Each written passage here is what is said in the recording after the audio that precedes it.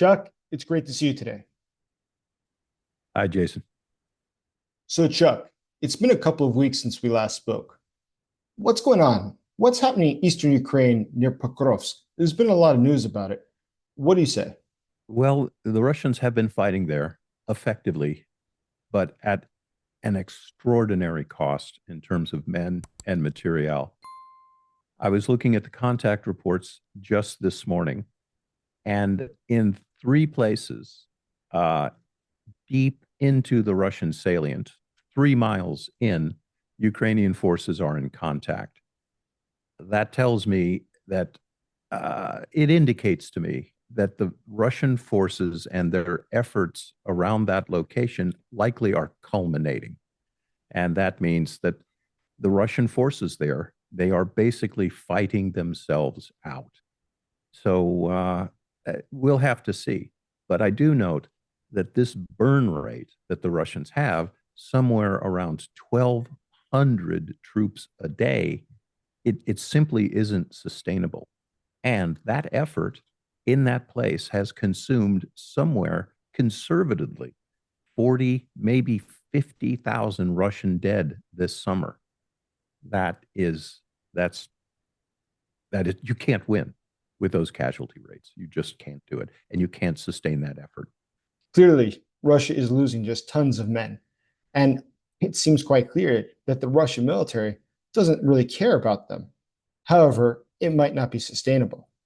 Now, at the same time, is it sustainable, the numbers of Russian tanks, artillery, and everything else that Russia is losing? Can it continue to produce such large amounts of military hardware? I don't assess that they can create and make up the losses in new vehicles. Their principal resupply are coming from depots of increasingly older, and more decrepit tanks. And the deeper they reach into those depots, they're down to the ones with trees growing through them right now. They take longer and longer to bring up to standard. So that is definitely an effect.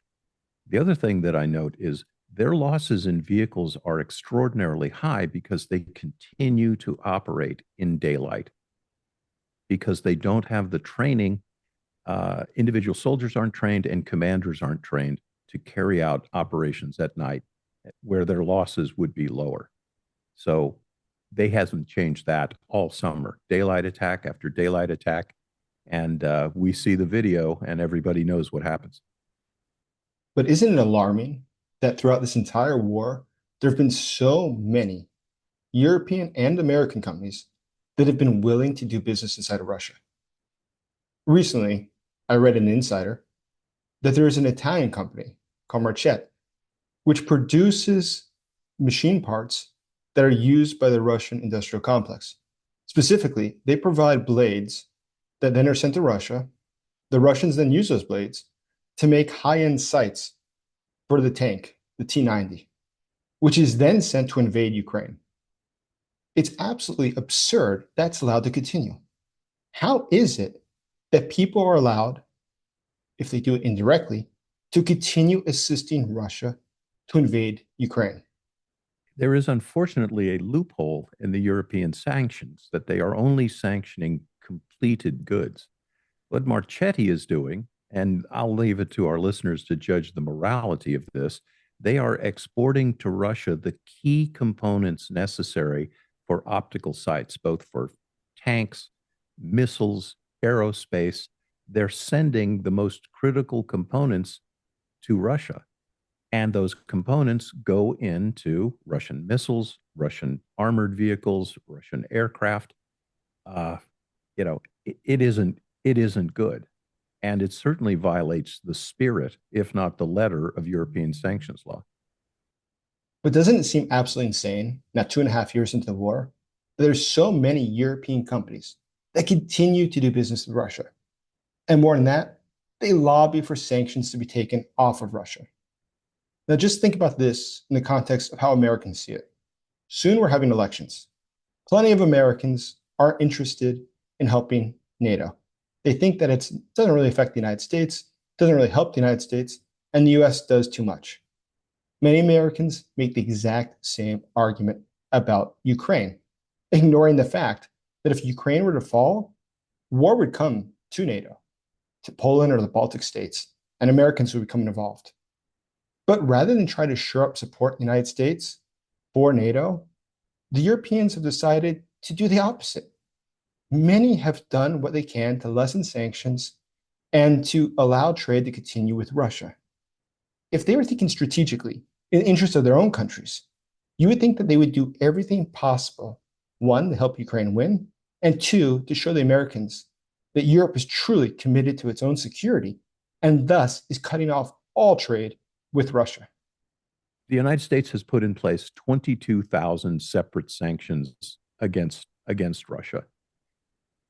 Are they more effective? They likely are, because the United States has a long, decades-long history of economically sanctioning adversarial nations.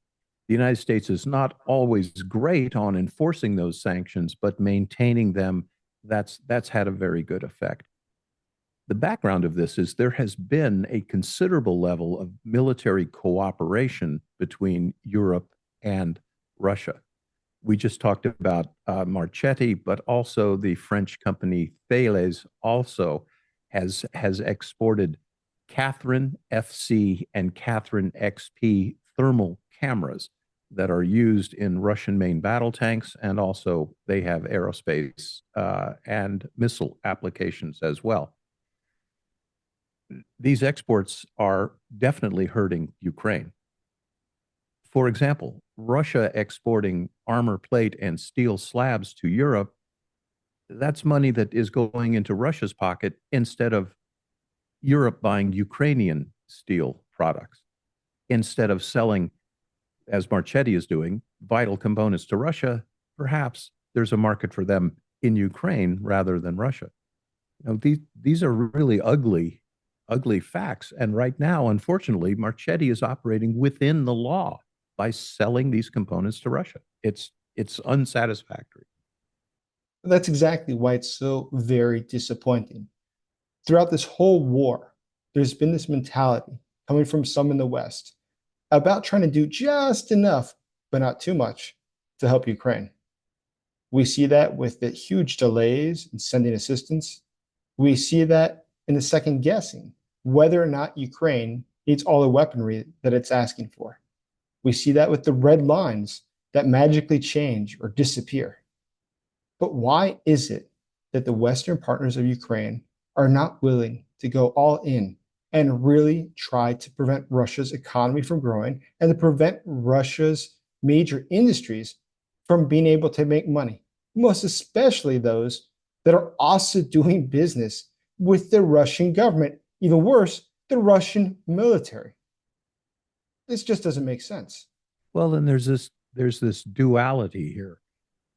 You have the United States maintaining 22,000 sanctions, but the United States, you and I have talked about this for the last 2 years, the United States does not always deliver on its promises. It'll hold a news conference and say, we're sending X to Ukraine, but a year will pass before those items appear on the battlefield. This entire summer that Russia has maintained some momentum in eastern Ukraine, this all is predicated on last Christmas, when Speaker Mike Johnson retarded the flow of weapons, equipment, ammunition to Ukraine. Back then, you and I called this the summer of consequence. And the summer is now coming to an end, but we have seen that Russia was very quick to pick up on this opportunity. And every day that Ukraine is fighting, it has to look over its shoulder to see if the promises, principally from the United States, is the United States coming through? And I am ashamed to tell you that the answer is usually no. Chuck, when you look at the battlefield, what's your sense of the situation? Do the Ukrainians have everything that they need to win, or are they still lacking things? Well, one of the principal shortages that I can see, and I look both at the strike maps and I look at the contact maps every day, Ukraine has still counting artillery shells like they were made out of platinum. And artillery is the king of battle. It's the principal arm of land warfare. It's the principal means by which concentrations of enemy forces are broken up. It's the principal arm that prepares enemy positions to receive an assault. It's the principal arm that is used in counter battery fire against the enemy's artillery. And we know that Ukraine has been running just just preciously short of that vital commodity. Uh, we've seen some encouraging signs in the east. Again, I mentioned the Russian salient there. There are Ukrainian forces today that were in contact 3 miles east of the zero line. You know, these likely are raids, but to be operating 3 miles behind Russia's front line, those are significant operations. You're operating against command and control, ground lines of communication and supply, and likely against artillery positions as well. And in that area, in the east, Russia has concentrated its efforts over the summer, and it is principally in the east that Russia is sustaining those 1,000 to 1,200 troops a day. That just is not sustainable. You just can't keep losing 1,000 guys a day when your gains are measured in mere meters, you know, and associated with the casualties. For about every 10 Russian casualties, they also lose a vehicle, just about to that ratio. So we're looking at a significant drawdown in terms of materiel. Well, that is a really good point. So let me ask you something totally different. If you were a Russian soldier looking out at the battlefield, what would you be seeing now? Do you think that they're seeing shortages? Do you think that they're seeing morale collapse? How are things going? Well, I'll start this with a little bit of humor. If you had been in the Russian army a year ago, you'd be dead already. Uh, what they're seeing is the Russian people. Notice I didn't say soldiers arriving on the battlefield. They have zero training. They have no training whatsoever. They are led, if you could put it that way, by a cadre of diehard uh, shirkers, let's say, people who haven't put themselves in harm's way, and they are sent on these meat wave attacks. But I want to qualify the meat wave. Don't think of 10,000 North Koreans coming at you in a big mob. The Russians operate at very small tactical levels because they lack the leadership and the training to put together larger assaults. And the exception to the platoon sized attack, it proves the rule. There have been a couple of dozen occasions this summer where Russia launched attacks that had 30, 40, 60 vehicles in them. They all came to grief. None, not one of those large attacks worked. They got disassembled by artillery, mines, and first person drones. Here's the big reason why they do it in broad daylight.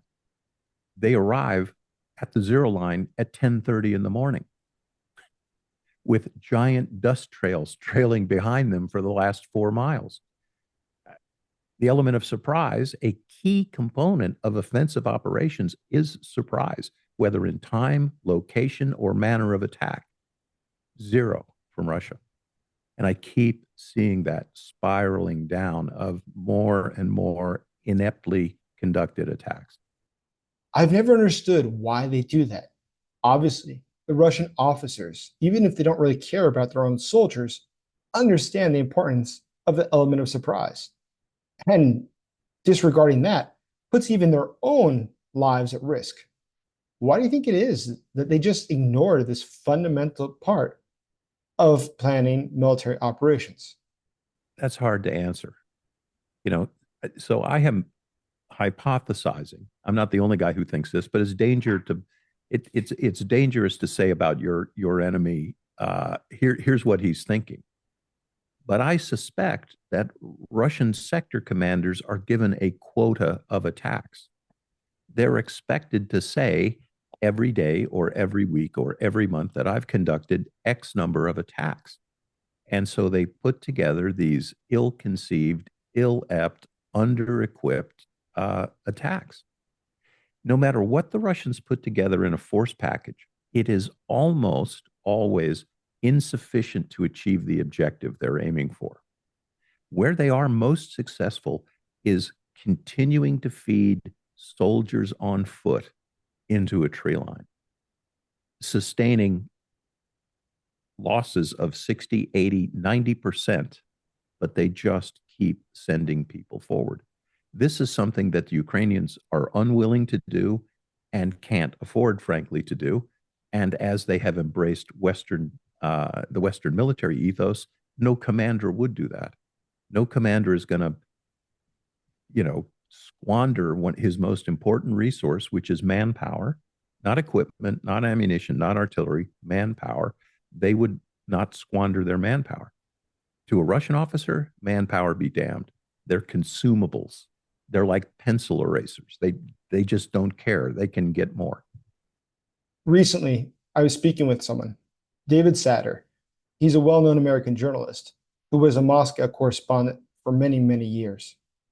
So Satter made an observation that I found to be quite stunning. Satter observed the fact that in the United States, back in the 20s, when there was a mafia that was quite large, Al Capone put down strong rules. He didn't want us to hear that his men were killing women or children. However, now in modern Russia, which is also a mafia state that engages in terrorism, we see that Putin is willing to kill people. He kills Ukrainian civilians like Ukrainian soldiers, like Russian soldiers, with total indifference. And what's the reason for that? Well, Satter makes the argument that it's fundamentally because Putin and the Russian leadership has a communistic mentality about people, about humanity, in the sense that people are consumables. They are a resource to be used, and when you're done with them, they can be discarded. So if it serves your interest to use the resource this way or to send that resource off to die, it doesn't really make a difference. That resource was for you to use to enjoy as you felt necessary. But there is no inherent intrinsic value in the lives of the Russian soldiers, in the eyes of the Russian government. And I think that plays a critical role in why Russia is willing to send its men off to die in such incredibly large quantities. What do you make of it? Yeah, I absolutely agree with that. That's a splendid assessment. And you and I have talked about this before. Vladimir Putin is the last Homo Sovieticus. He's the last Soviet man. And he, at one time in his life, he was a convinced Marxist, right? And embracing the Marxist ideology, it is precisely as you say, there is no individual in Marxism. There is no individuation for people. You serve society, and your betters, in the case of Marxism, the vanguard of the party, they will pick how your life is going to unfold for you. This is it. But that converges with Russian military history since imperial times, that the numbers of casualties sustained in a battle did not matter at all. We can look back to the Napoleonic Wars and see that. We can look back to the Great Patriotic War, as the Russians call it. We can see that as well. That, for example, as General Marshal Zhukov closed in on Berlin, he lost 1 million men from the Seelow Heights to downtown Berlin. 1 million men. So you can try to imagine for 1 second what would happen to an American general if he lost 1 million men in 4 weeks. Right? The United States in total lost 400,000 dead globally in World War II. So the Russian mind is just completely different. Absolutely the case. I think it's absolutely profound that the Russian military allows officers to stay in command who might lose incredible sums of soldiers, 50, 60, 70, 80%. And those officers can get promoted. In the US, not only would they get fired, they could have very well faced charges for not doing their jobs correctly. But for the Russian military, It's completely normal. Just another day on the battlefield. So, what do you think we're going to see next? Well, I think we're going to see uh, the Kursk salient. It's going to be continued to be occupied all winter. The Ukrainians are creating winter quarters in Kursk. They're interlocking defensive positions that have surveyed and interlocking fields of fire. They are laying minefields. They're digging in for the long haul. Uh, we're going to see mud season happen here in a couple of weeks, and then, of course, the freeze. These meteorological conditions favor forces on the defensive. So Ukraine in a defensive posture in Kursk, and it's going to be the Russians that have to do the hard lifting, the maneuver, the attacks. The logistical situation is much more complex for Russia, believe it or not, on its own territory, because the Ukrainian forces in Kursk, they are inside the barn. They have interior lines of communication and supply. The Russian forces are outside. So they have to have 360-degree lines of communication and supply. And as we've seen, the Russian manner and mannerisms of their attacks, just as we just described, they don't produce a whole lot. And again, they can't operate at night, and they don't have the element of surprise. When you're in a defensive posture and your enemy lacks surprise and can't dish up a new attack, you're going to win that one too. Chuck, as always, I really appreciate your time today. Thank you. And thank you for your service.